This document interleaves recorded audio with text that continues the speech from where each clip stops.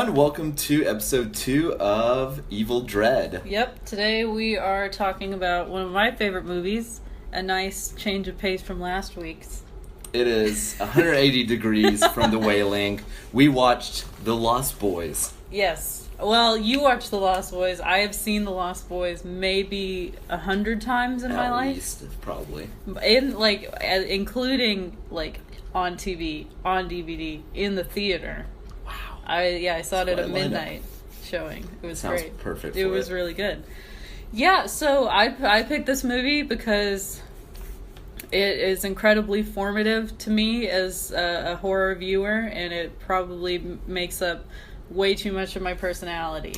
It's a real aesthetic benchmark for you. It is. I always want to look like Kiefer Sutherland in that movie. I will say the box art does an accurate job of portraying the hair that I was going to get into. Boy, the hair is off the chain in this movie. Each vampire's hair is easily large enough to have its own zip code. Are you talking about Marco's curly mullet? It just curls on for days. It's so gross. It's so gross. And his tapestry coat. Oh my god. He doesn't have a leather jacket. He has a patchwork tapestry jacket. It's great. Over denim or something. Oh, it's gross looking. He looks not good. Kiefer Sutherland, no platinum white blonde long mullet has ever looked that good on a person. It goes down to the middle back at least. He works it. Oh my god. It's sexy as hell, dude. Okay, so for those of you who don't know the plot of the 80s cult classic The Lost Boys, 1987. Would you like to fill those who have yet to experience it? Okay, I can do this from straight memory. I can recite this whole film. Okay, so Sam and Michael, you know his name is Michael because Sam says it. Everyone in this movie says Michael 30,000 times. I wish we had a supercut of people shouting Michael. I'm sure there is one. It's 90% of the script. So anyway, Sam is 14, maybe? 14, 15. Michael is It's hard to tell with the 80s kids. Well, he dresses like a young girl. So Corey Haim is Sam, who is 14. I'm going to say ballpark 14. Michael is his slightly older brother, who's 17, 18. 25? We don't know. It's the tried and true 80s tradition of casting 37-year-old actors to play 16-year-olds. High school or late college? Who knows? That's the question. But he looks good. Michael's really cool. He has great 80s hair too. So anyway, Michael and Sam, their mom gets divorced from their dad, and so they move into their grandpa's house with their newly single mom, played by Diane Wiest, who is an angel. I love Diane Wiest. She was a good mother. So much. She moved all the way to Santa Carla, California, to work in a VHS shop. She didn't have a job when she moved. She needed a place. And she was crashing with her dad, Grandpa. The booming VHS industry of 87. That looked lit. That VHS store looked amazing. As someone with prior experience in this field. The year of our Lord 2017, I worked in a movie rental place. Actually, 2016. No, it went into this year, bro. It did? I was taxes next year, it's gonna say. I worked at a video store. But basically, so Michael and Sam, they're looking around Santa Carla, which is the murder capital of the world, which is spray painted on the back of their sign. Which is false. I learned it's East St. Louis. Okay. R.I.P. East St. Louis. Yeah. Well, in 1987's The Lost Boys, murder capital of the world is Santa Carla, California. It's very weird. There's a great, People Are Strange Doors cover by Echo and the Bunnymen that plays over, a bunch of weirdos. That. So Michael is trying to be cool. He meets this girl, Star. At the Sexy Sax Man in concert. Sexy Sax Man! He's in this movie. Sexy Sax Man is from this movie. Within 15 minutes, there's this He is 100% muscle, shirtless, and gyrating He's on so his oily. saxophone. And his hair is like Rapunzel length, and he has a saxophone. And that made me wonder, how did you not notice the homoerotic overtones until like a year ago? Because I watched this at such an innocent time in my life. We'll get back to that though. Okay, so Michael meets Star. Star runs with a bunch of not great guys, led by David, played by Kiefer Sutherland. And they ride motorcycles, and they, stay out late and have leather jackets and drink and have like a secret hideout under the ground. Vampire greasers. Turns out they're vampires. Shocker. Yes, and so they recruit Michael. Basically, the entire movie is Michael slowly turning into a vampire. They are so trusting of him so quickly. Like, hey, here's this new guy in town. Let's convert him to a vampire. He's chill, dude. Michael is chill, and also Star liked him. So instant pass. I feel like David was like, this guy, he could challenge me for the throne. I'm gonna see how this hashes out. I don't know. I've never critically thought of this film before. Well, the time has arrived. No, no. And all while Michael is turning vampire very slowly, and they're trying to figure out how to undo it. Sam, little, baby gay boy Sam, meets the other Corey Feldman, who was my personal favorite, and his brother. Their names are Edgar and Allan. Edgar Allan Poe. The Frog Brothers, and they are vampire hunters, self-proclaimed vampire hunters. I want to know what their success rate before encountering this troupe. I don't think it's great. they at no point do I remember them saying they had any prior experience. Well, I mean, they read a bunch of comic books about vampires. I mean, that's our prior experience. Pretty much. They have some stakes and some holy water, and they know the tropes, and they know people are going missing. So they're like, seems like vampire activity to me, and they were correct. They got really lucky on that. Yeah, they were completely right. Not just human trafficking. Ew. That's so dark, dude. Just vampires. Just vampires. Not the true horror of our world. Yeah. But yeah, okay, anyway. So it's like a race against time to save Michael. Save the brother. Save Star. Save that little child of Star's. Laney. Okay, Laney was not Star's child. He was a abducted child that she became the mother figure towards, okay? She's 16. She may be a vampire, but she's 16. She does not have a 5-year-old son. So do the vampires in this universe? Yes. I know all of the answers to all the questions you're going to ask. I assume that about any vampire-related question. Mm-hmm. We're in my house now. Do their minds mature while their bodies stay young forever? I think so. Well, yeah, I think so. It would be like a Kirsten Dunst Interview with the Vampire situation, where she's turned as a little girl, and then she's like, why am I still a little girl? I'm a grown woman, and I want to be a grown woman. Never get to go to bars. No, she doesn't even get to cut her hair in that movie because it grows back immediately. But anyway, yeah, I'm not sure how old they're supposed to be, not physically, mentally, in the Lost Boys. When they turned, yeah. Yeah, because I feel like David had probably been longest because he's the leader. He's not the leader though. But okay, spoiler. In terms for 90% of the movie, David's considered the leader. There's a big red herring There's a red herring and a reversal of a red herring, which is iconic. The mom dates a guy, Max, who is Mr. Square. He is okay. Pause. It's Edward Herrmann who played Richard Gilmore on Gilmore Girls. So when I started watching Gilmore Girls, I was like, bitch, that's Max from the Lost Boys. The wild Buffy crossover that Gilmore Girl fans have been dreaming of. Yeah. Mm-hmm. Yo, anyway, go ahead. Max works at the video store, and he hires the mom.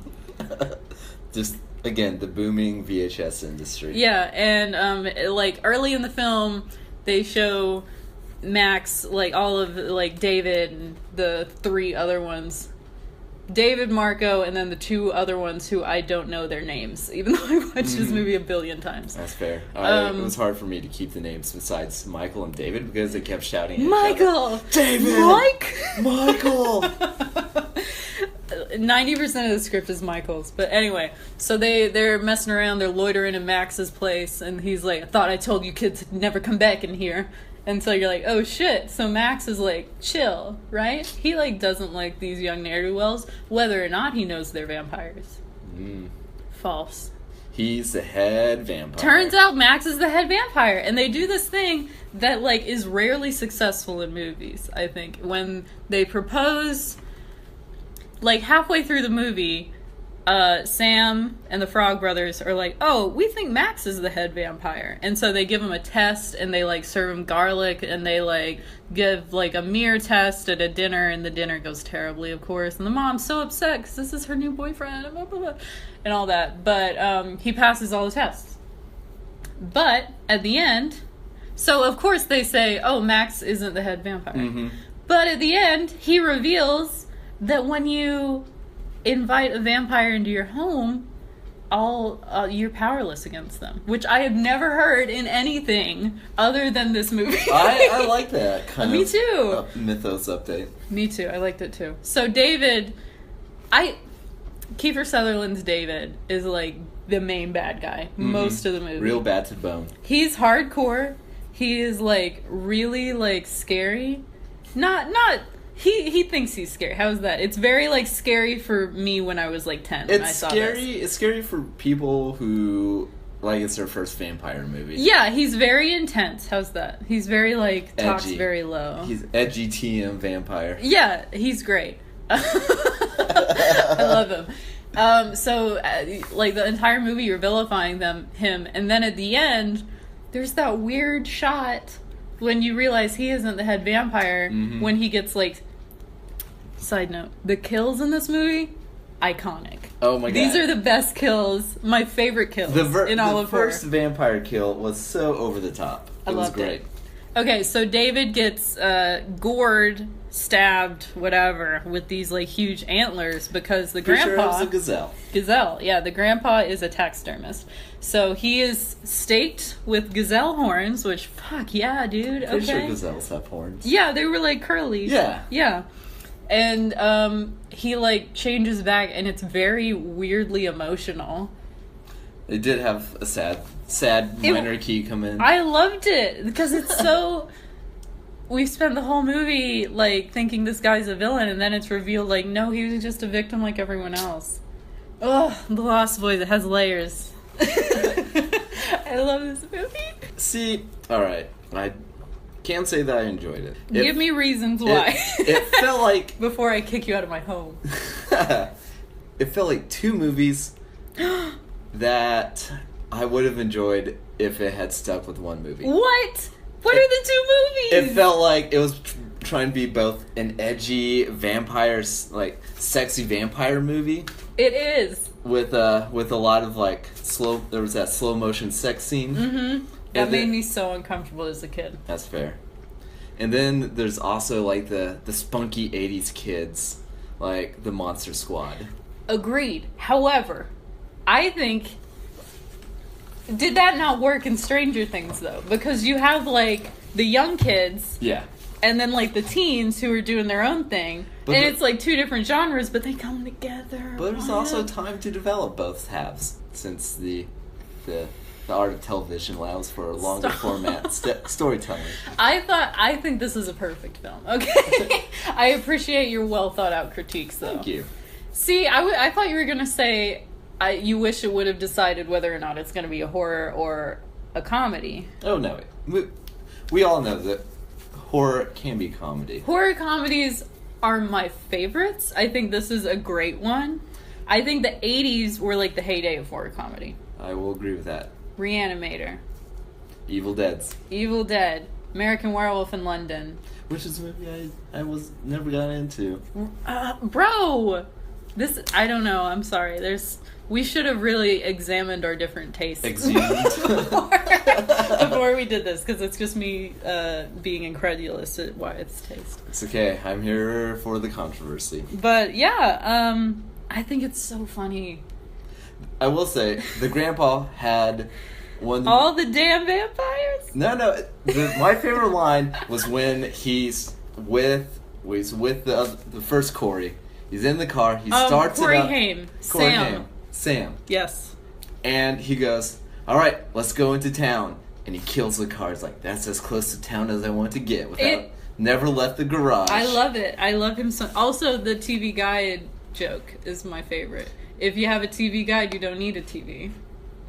I love Grandpa so much. He was a real MVP. And at the end, he delivers the most iconic line of the film. He slouches to the fridge after killing the head vampire with a car. With, wooden fence posts attached to his, shitty truck. Yeah. And he, rams into Max Edward Herman.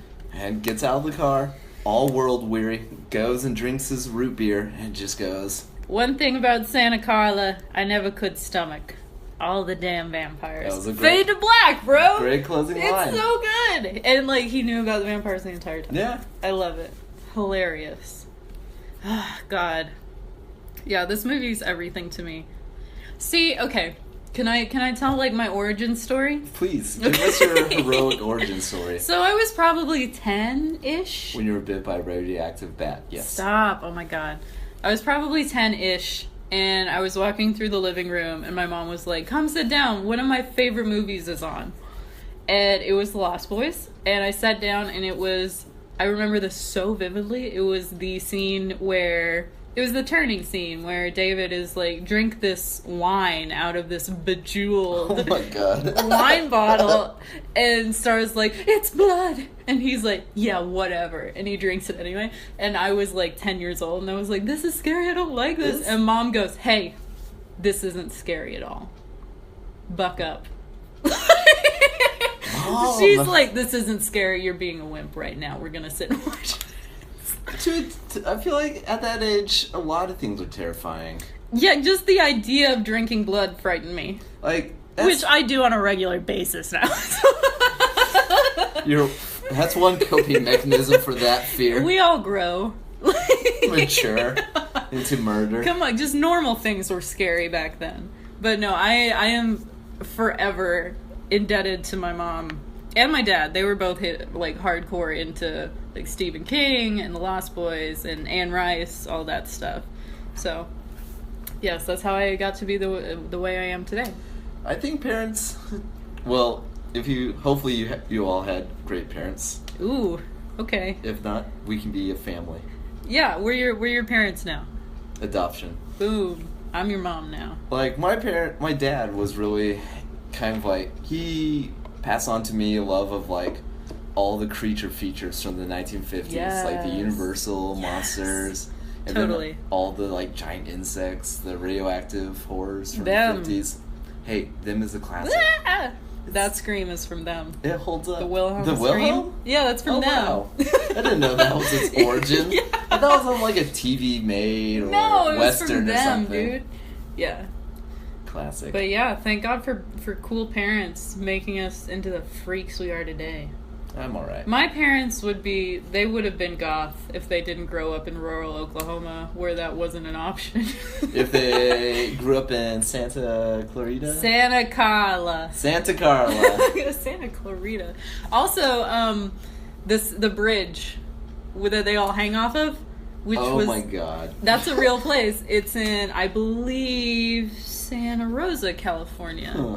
And I've seen bands that I know go there when they're playing in Southern California, and they're like, "We're on the Lost Boys Bridge." And that scene let the audience know that Michael loved David in a way. Elaborate.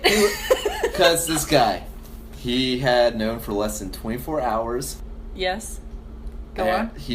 The vampires are hanging off the bridge, and then they all let go.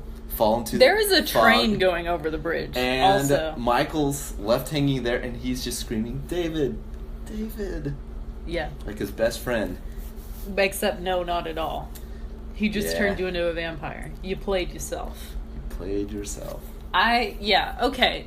Getting into it, I was not, as someone who writes a lot about sexuality and queer theory in media, I feel like a real dummy.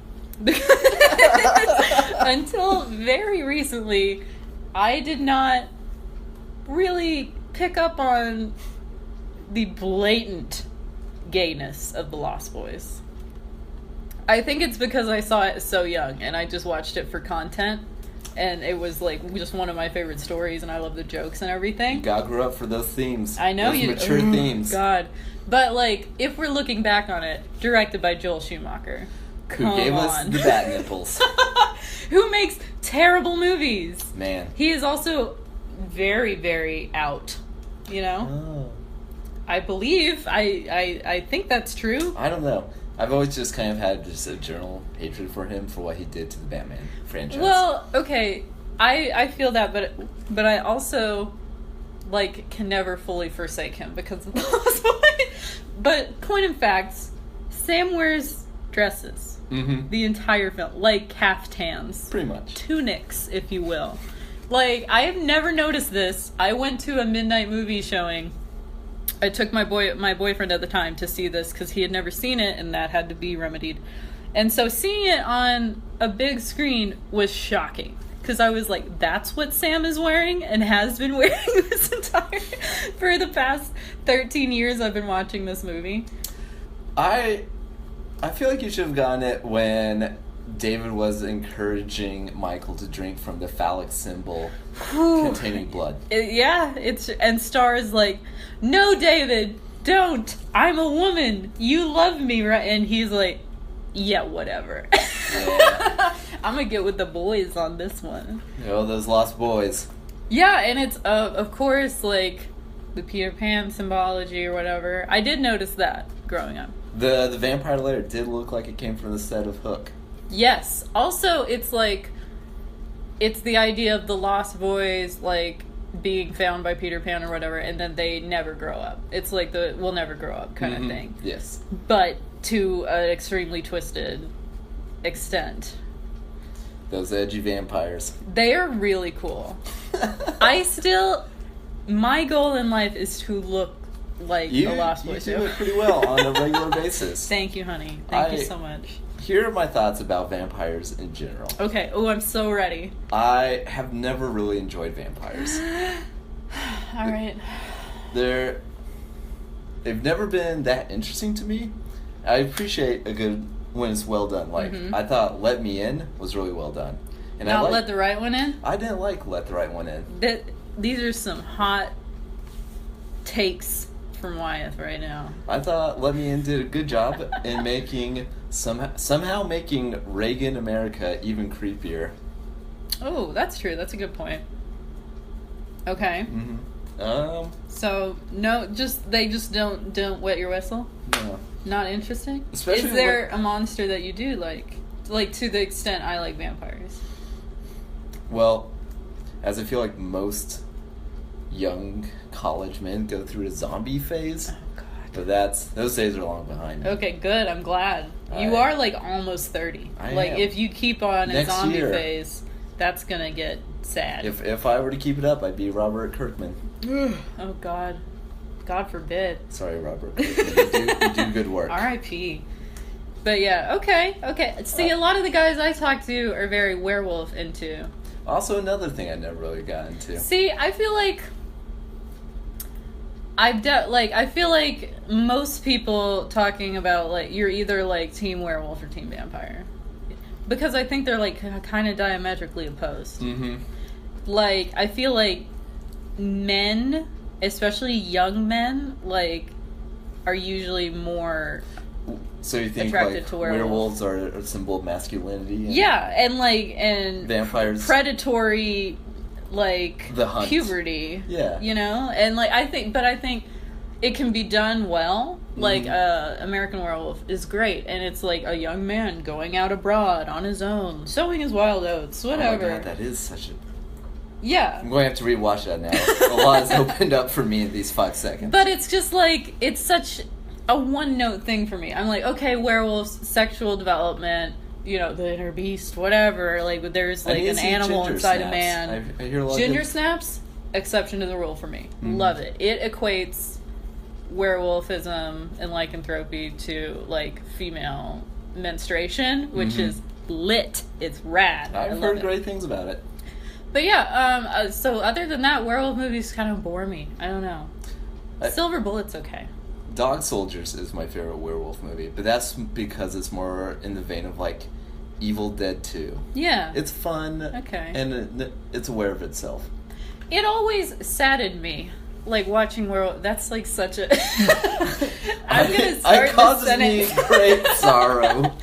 It has always saddened me when werewolf movies, like, no, but at the end, it's just some guy who can't control himself. And that's very sad to me because, I don't know, like, there's no end point other than killing yourself. Like, there's no cure. There's no, like, rational thinking. And it's always been, like, really tragic to me. Oh, even in the Monster Squad. Yes! That's so sad. Oh my god. That was, like, such a weird amount of pathos in the Monster Squad. Oh my god, Frankenstein. Yeah, it's just, like, a dude who, like, is cursed beyond his control to just massacre people until he dies. I'm like, that's so sad. That's really depressing. It was really sad, yeah. Yeah. Oh. Well, go ahead. I was going to say, the only vampires to you is probably giant monsters to me. Yes. Yeah. Yeah. Because I'm all about that Godzilla lifestyle. Which I don't understand at all, but I support it, I guess. I was shown a lot of Godzilla movies at a very young age, so that really was the core foundation of my pop culture growing up. That's rad. Yeah, I'm not sure the appeal, but I love that you love it. You know what I mean? I get that. Yeah. I support you in your vampire ways. Thank you. Okay, I've done a lot of thinking about vampires in my 23 years on Earth. Okay? Yes. I was a teen girl once. I'm still obsessed with vampires, but I feel like they're a perfect metaphor monster. It can be... They cover a lot of things. Yeah, it can be sexual. It was like a way to be sexual in Victorian times when you couldn't be explicitly sexual. It's gender. It's interesting in regards to gender. It's interesting in regards to like post-trauma because death is inherently traumatic. Yeah. And then you're like, you can't feel as much and, you know, like you have a harder time connecting with people after this thing happened. I love morality tales, so it's brings up questions of, do you have a soul? Are you inherently evil if you have to do something to survive that is bad? Or you can embrace it and go full fucking like Byron on it, which is lit too. Have you seen Thirst? Yes. I've always yeah, I do love him, and I've always meant to see it, but I never got around to it. It is not my fave. Is it too slow for you? It just has a lot of twists and turns that I couldn't really... Not really necessary. I don't know. I feel bad critiquing Korean movies now. Because I feel like I missed something on the way. But Thirst is interesting because it's a priest who gets a blood transfusion and then he becomes a vampire. I think and he's that's like, so interesting. How do I... Religion! It's religious as well. Like... This is my body and this is my blood. Like, come on. It has to do with, you know, everything. To me, I think it's the most versatile, interesting character. I can agree with that. It's been around the longest. Like, I don't know the history of cryptozoology and vampires and werewolves. It's very, like, there's, like, a different version in most cultures. But, like, one of the most interesting, and I've been playing around with this in my own work, is I was younger, like, looking at an encyclopedia or something, and I was looking up, like, just stuff I like, so I looked up vampires, and one of the, like, definitions or like descriptions, it was like number C. Also, it was like third down. But it was someone who killed themselves. Wouldn't that be interesting? Oof. like, if... I don't know. I think that's so poetic just as sad. To be like, okay, now you're cursed to live forever, and also you have to kill other people. I think a lot of the vampire movies that I've at least enjoyed have like touched on that. Like, what's that one? The found footage one. It's like two best friends are going on a road trip in Europe, and one of them gets bit. Okay. And he, like, throughout the movie, he struggles with, well, I need blood, and so I have to kill people. So how do I do this? Yeah. What are you talking about? I've never heard of this movie. It's recent. It's Bro. I'll think of the name like at midnight tonight and text you. Okay. But I really liked it. It sounds It's a well done good. vampire movie. I see. There are just so many directions you can go with it. You can be like, have a super guilty person who's like trying to be a good person, or then, you know, and there's always like a redemption arc involved too, or the possibility of a redemption arc. How's that? But yeah, I will say, okay, the more I think about it, the more movies of vampire movies I can think of that I enjoyed. I really like Bram Stoker's Dracula. I loved looking at it. I think it was a mess of a movie, like, in a good way. In the way that, like, if you drop a beautiful cake on the ground, like, it's still a beautiful cake. That's a good metaphor. You know? Like, it still looks really good and it tastes great, but it's kind of all over the place. Excuse me. I would die for Keanu Reeves. Who here wouldn't? But Keanu and Winona? What? No one game. No one here God. has anything but the most love for Keanu the person. Keanu? Yeah. You know, that means, like, ocean breeze in Hawaiian. Keanu? What? Really? This has been Fun Facts with Lynn. I know a lot of Keanu facts. But yeah.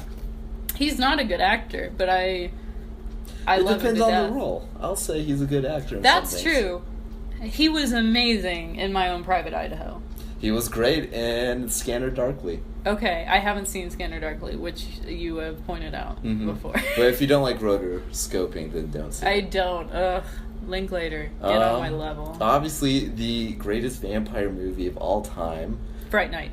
What We Do in the Shadows. Yeah! Which is a perfect film.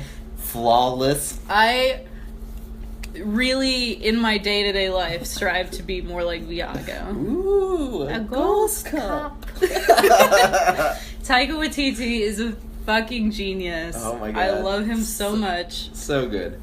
If you only see one vampire movie this year, see What We Do in the Shadows. See What We Do in the Shadows. Or if you see one movie this year, make it What We Do in the Shadows, because it's so funny and so, like, sweet. It's innocent. It has such it's pure joy. A niceness to it. That New Zealand niceness. It's adorable. Also, Viago is extremely cute and very kind. And very, just a sweet boy. I like to think she had a good time. Before he murdered her for her blood to, like, feast on her. Oh, yeah, the scene in The Lost Boys where David causes Michael to see maggots and worms. Yes! All I could think of was What We Do in the Shadows. That's from that movie, dude. I know. Yeah. Okay. How do you like those maggots, Michael? Maggots, you're eating maggot. And he's like, bleh. Throws his rice on the and ground. It's just rice. And he's like, come on, Michael, how could a billion Chinese people be wrong? I felt uncomfortable about that. I'm like, what? 1987, political correctness, it didn't exist. No.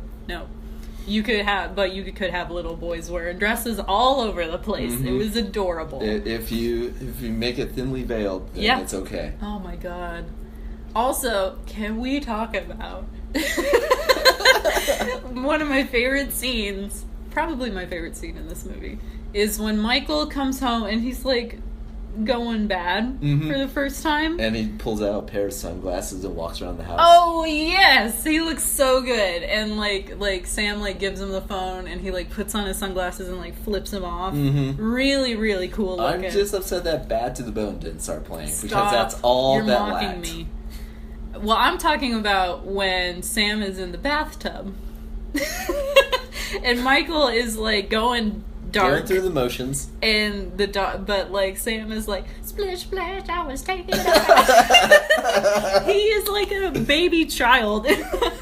And I was watching with Anna Louise, and I looked at her. I'm like, "That's why you don't take baths. It's not as defensible as showers." Okay, but Nanook, the dog, who really I was so took one worried for the team. So worried about the dog. They have a dog in that movie who is like straight up Balto. Like, oh yeah, it's 100%. He could get vaccines to children in Anchorage. Also voiced by Kevin Bacon. Oh God. Okay. That you're beating me on like the obscure facts today. I know my Balto. Don't come for me. But yeah, this like big ass just like white wolf like attacks Michael, and he's like, "What did you do to my dog, you asshole?" I love this movie. Okay. Okay. I love it. That's not the dispute. It is. There's actually no disputing. I love it on. so much. What else? What else can we talk about? Going back to the hair. Because I still have some more thoughts about the hair.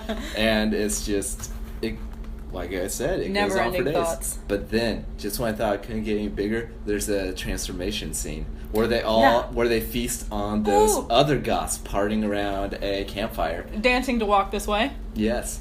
And they swoop down and attack them. And with their scary vampire faces, their hair gets somehow even bigger. It gets intense. It's like their hair got an erection. That's 100% what happened. Like, just the blood craze. Oh, God. Yeah. Side note. I love the vampire makeup in this movie. Yes. Comments?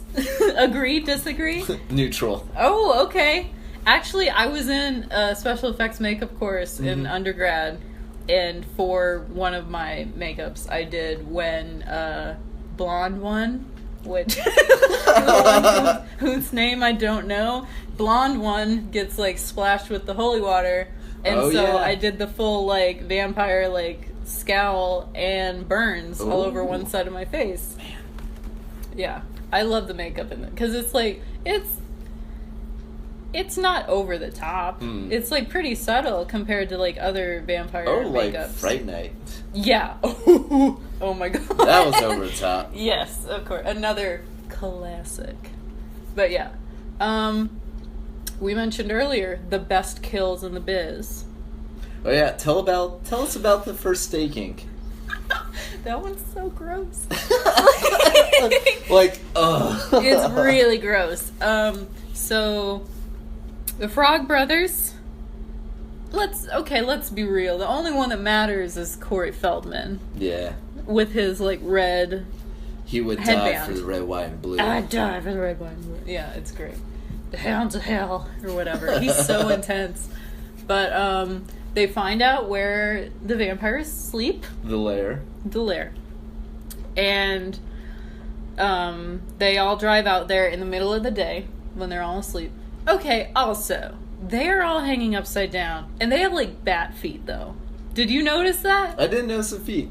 You didn't? I didn't. Bro, we're gonna have to... I will show you the feet. I got easily distracted by this movie. They're really gross. They are like three-pronged bat feet. Gross. That's good attention to detail. I know, I love it. So they're all hanging upside down. And Corey Feldman like climbs up and he's like, let's get the little one first. The little one being Marco, played by Alex Winters. Bogus. Of Bill and Ted. He went on to do some great stuff. Some better things. Yes. So yeah, I love Alex Winters actually. So they're like, we gotta kill the little one first. So they get up and Corey Feldman is like, good night, bloodsucker, or whatever. And he like stakes That Marco. steak went in so easily. Ooh, it was like butter. Oh yeah. Their bodies are made of like softened cream cheese. God. Which makes what happens after that all the worse. The steak slides in so easily. It's like and gelish fluid it is sprays the grossest. for days and days. It is like a nice viscous brown. All the teenage boys have their mouths open under it, which is another image. You're hurting me in my memories of this. No, but yeah, it is the gross. It's like buckets and buckets of like spraying reddish brown watery Gunk. goop. Oh yeah.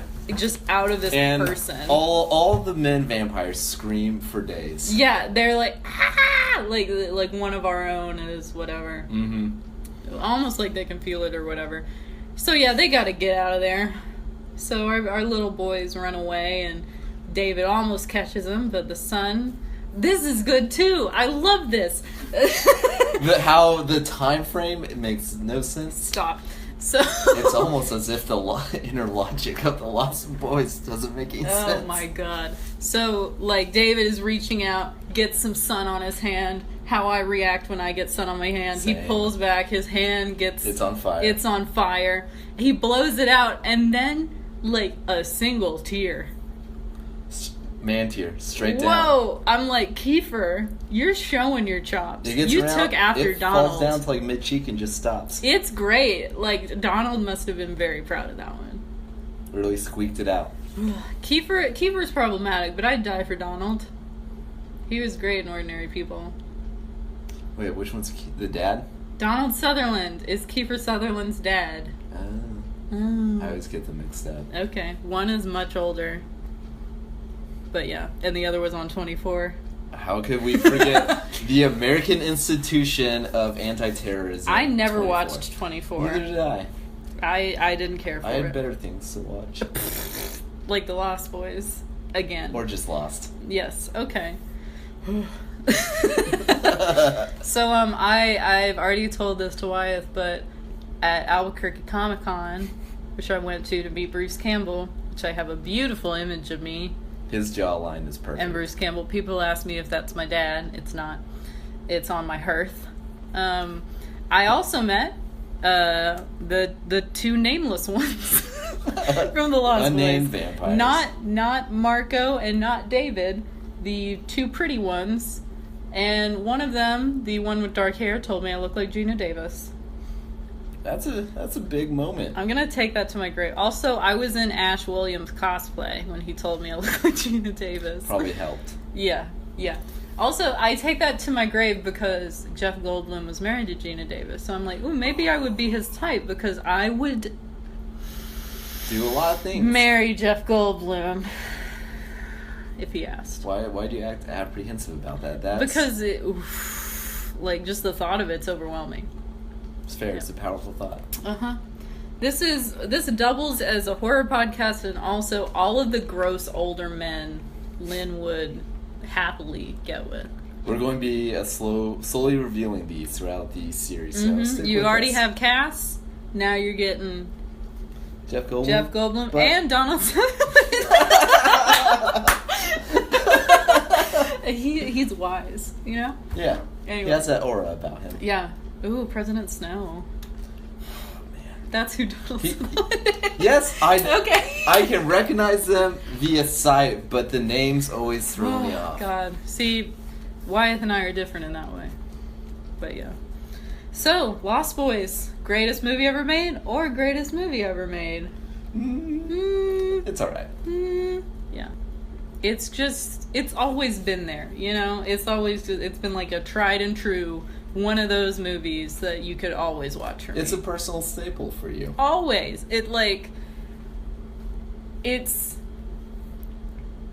I'm getting verklempt, I guess. No, it's really everything. It's one of my all-time faves. It, kind of began my love of vampires. I see where there's a real red yarn line from Oh, it yeah. and your wardrobe. I got boxes full of vampires. boxes. I got boxes full of Pepe. So, final thoughts, I guess? Oh, felt like 2 movies. I wish it was a fun one. Alright. My final thought, please just watch it. It's good. It's turning 30 years old. Just like Wyeth will soon. Soon and very soon. So yeah, all-time fave. Alright.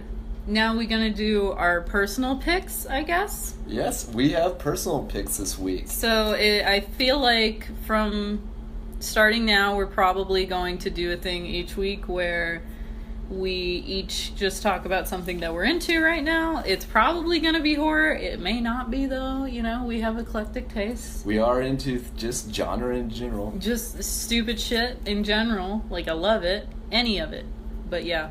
So yeah, go ahead, Wyatt. Your recommendation. I recently finished a tome called The Terror. A doorstop. It's a real doorstop. It's over 700 pages, the version I had, and it's historical based. It's about the race to find the Northwest Passage at the time when England was down with that colonialism and believed there was a expressway between north of North America that led straight to Russia. So they were just throwing. It's called the Bering Strait, yo. Ain't it? That's between Alaska and Russia. That's North America, though. Yeah, but they're like the top of North America. Oh, okay, they're looking for the Northwest Passage. Okay. So they're throwing ships and men at it. And it's about two ships that get stuck in the ice, and something on the ice starts stalking them. Ah, that sounds really good. It follows meets pirates? Yes, more or less. It's basically... It feels very much like a drawn-out Ken Burns documentary, just the amount of detail. Oh, God. Okay. But I liked it. It made it very real. Like, I kept having to check out details to make sure it wasn't based on a true story. Very cool. Okay. Who's it by? What's his name? I think it's Dan Simmons.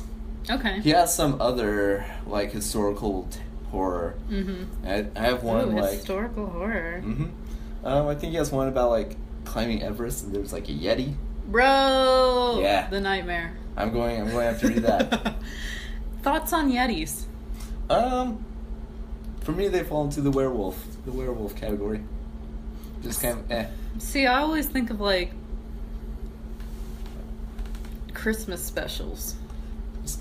Yukon Cornelius, or whatever. Abominable Snowman, yeah. Abominable Snowman, or, in Monsters, Inc. Welcome to the Himalayas. When you said stalked by a Yeti, I thought of John Ratzenberg voicing. If only we should all. Everybody. I quote that movie quite a bit. I'm always like, nice, quiet Nepal. Okay, so Wyatt's recommendation is Monsters Incorporated. Always. And The Terror, if you have a month to read a book. Very cool. Okay, sweet. What about you, Lynn? I've been going hard on Netflix lately. Super hard. You think I'm going to talk about Castlevania, but I just changed my mind. Are you going to talk about Okja and the horrors of the media industry? No, that could be saved for another time, though. Okja is fantastic. Oh, so is good. Castlevania, but I'm going to talk about iZombie. I've heard nothing but great things. It's from Rob Thomas, not of Matchbox 20, not of Smooth featuring Santana fame. Excuse you. His best song is Unwell. I love that song. Classic. I love that one. That made me feel really understood when I was 11. I'm like, get me, Rob. We all felt that. Thank you, Matchbox 20. We miss you. Yeah, so Rob Thomas, not the singer-songwriter. Okay. Another man. Is he the Veronica Mars guy? Yes. Okay. He created Veronica Mars, which is one of my all-time faves if you're into, modern day hardcore Nancy Drew who investigates That's another show I need to watch. Gang wars and What? it's all about Southern California class relations. Oof. And I she's, thought it took place on a Sacramento. college. It's high school for the first 2 years. Yeah, it's great. Veronica Mars, A+. One of my all-time faves. So Rob Thomas, he's very good at genre, because Veronica Mars was genre, but it's very snappy dialogue, super pop culture minded. Mm-hmm. It's really cool. So he adapted a Vertigo, I think it's Vertigo Comics, Okay. title called iZombie, and it's about a medical examiner. Well, she's a doctor, and she gets on this boat party. She goes to a boat party, and people start going crazy, and she gets scratched, and she turns into a zombie. So she becomes a medical examiner, As it happens, yeah. and she can eat the brains of the victims and have visions of what they saw. So she can solve murders. So it's very Pushing Daisies-esque. Warm Bodies-esque, yeah. Yes. So it's a really, really funny show. Super creative. It's nothing that's gonna, win an Emmy or anything. It's very silly. It's very over the top. Amnesia came in as a plot device. He's like, I lost all my memories, and I'm like, okay. I'll go with this. It's one of those shows that's been around for like, what, 3 seasons? Yeah, the 3rd season just went up on Netflix because it just ended on the CW. They had like a cool... Like, I've never heard anything bad about it. It's really fun, and it's really smart and super cute, and it features David Anders as Blaine, and I love Blaine. He's evil. Who's David Anders? He was on, like, Heroes. Well, that is definitely something I never He watched. hasn't been on a lot of things, but he was on Heroes, and he's on iZombie. Oh, okay. Yeah, he's like Blaine who deals brains to the elite zombies of Seattle. It's He's so a brain stupid. dealer? He is a brain dealer, yes! No, it's a great show. It's very silly. I love it. I do need to watch that. Mm-hmm. It's the perfect, like... A perfect binge. We've all been having a hard time lately. You know. 2017. It's 2017. Unfairly, yeah. We are Like- in a post-Transformers 5 world. Anthony Hopkins was in that movie. Stanley Tucci was in the other one. Oh, no. Oh, God. Yeah. Okay, but in 2017, just bite the bullet and admit that the thing that will save you is CW dramedies. Because it's true. Riverdale. What's the other? Oh, there we go. Crazy Ex-Girlfriend. They're all quality. Crazy Ex-Girlfriend is fantastic. They're all really good. And iZombie, if you're listening to this, you probably like horror. It's really fun, goofy, campy, spooky horror. Speaking of horror, how about that Archie Predator crossover coming to Rivendell? The Predator. What? Is that a comic announcement? There's a comic, Archie vs. Predator. I sent you the picture. That was a long time ago. I forgot about it. I'm sorry. 2 weeks ago. We text a lot, dude. I read a little bit of Afterlife with Archie. Afterlife with Archie. It's like Archie goes to hell. No, it's fucking no. Oh, I wish Archie goes to hell. That'd be so good. Jughead as Satan. But no, Afterlife with Archie is like Zombie Apocalypse Archie. Oh. But it's drawn really cool. It's actually really interesting. So it's like The Walking Dead with Archie. Yeah, but like everyone's much funnier than Rick Grimes, who does stuff and things. I got things to do. Stuff. Carl. I haven't watched AMC in the best so long, other than Preacher. I've seen the first season of The Walking Dead. That was when it aired. Yeah, it was good back in the day for a while, you know, but it just keeps on keeping on. It keeps on keeping on. I was thinking last night, we're kind of getting off track, but remember when AMC had both Mad Men and Breaking Bad on, and they were like the greatest channel ever created? Mad Men was a real horror show for me. I watched one episode and just got really depressed. I hated Mad Men. I never watched it. But, like, it was the 2 most, like, critically acclaimed shows on TV. And now FX is coming in and being like, you know what? Fargo. Season 7 Walking Dead? Okay. We're gonna do Fargo and make it amazing. 10 times better. Which, speaking of Fargo, Season 3 was some real existential horror. Whew. Season 3 Fargo. Off the chain. Absolutely fantastic.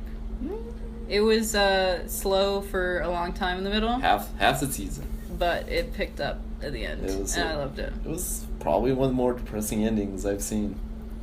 I think it was an Inception ending, let's be real. You can think it really goes left either you way. hanging. Yeah. But Inception actually tells you how that ended. I haven't seen Inception in a long time. Okay. So our recommendations stand: The Terror, iZombie, Fargo. The list goes on. Everything. Veronica Mars. What Riverdale. We Do in the Shadows. What We Do in the Shadows. Fright Night. Fright Night was great. Another great. I saw that for the first time this year. The remake. The big screen. The remake is also great. Don't Underrated. let anyone tell you different. So yeah, any other things to add? I do not. Okay. I am excited for it though. Counting down the days. Oh god. So you're saying like the new one, right? You're not gonna make me watch the old one? No. I haven't watched the old one. The old one's terrible. It gets aside from an iconic performance. Tim Curry. Tim Curry. He's up there with Keanu Reeves for me. Really? Yes, boy. He is great. Yes. Wadsworth and Clue? Inimitable. Iconic. How? I think you're forgetting his most iconic role in Ferngully. Muppets Treasure Island. Shit, son. How could I forget? Muppets Treasure Island. Oh my god. Classic. Love it. God, he's so good. So if you take away one thing from this episode, Is we like a lot of stuff. and take away Muppet Treasure Island. Muppet Treasure Island. Long John Silver. Best one ever. All right, thanks for listening. See ya. Bye-bye.